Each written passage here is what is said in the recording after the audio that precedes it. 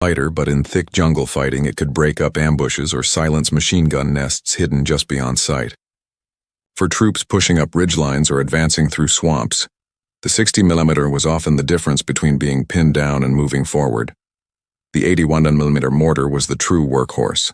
Deployed at the company and battalion level, it offered longer range and heavier explosive payloads. American units came to rely on the 81mm as their infantry artillery, with fire missions called in within minutes, sometimes even seconds. The weapon's effectiveness lay not just in its explosive force, but in its adaptability. It could hit targets shielded by jungle canopy entrenched in coral bunkers, or concealed on reverse slopes where direct fire was impossible.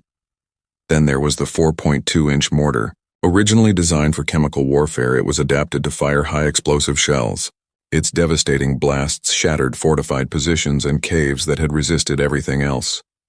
By the middle of the Pacific Campaign, the 4.2-inch mortar became a specialist weapon used to neutralize hardened defenses, ahead of infantry assaults. What made American mortars so effective was not only their design, but their integration into battlefield tactics. U.S. commanders ensured that mortar teams trained alongside riflemen, learning to deliver fire quickly and with precision. Spotters and forward observers relayed target locations by radio or hand signals, allowing shells to fall exactly where they were needed.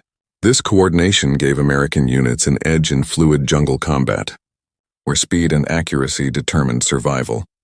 The Japanese did field their own mortars, such as the Type 89 knee mortar, a portable grenade launcher often carried by individual infantrymen. While effective in close-range skirmishes, it lacked the range and explosive power of the American weapons. Heavier Japanese mortars existed but were fewer in number and often less mobile. Logistics, too, hampered their use. Supplying ammunition across jungle trails and isolated islands was a constant struggle. For Japanese troops on the ground, the difference was striking.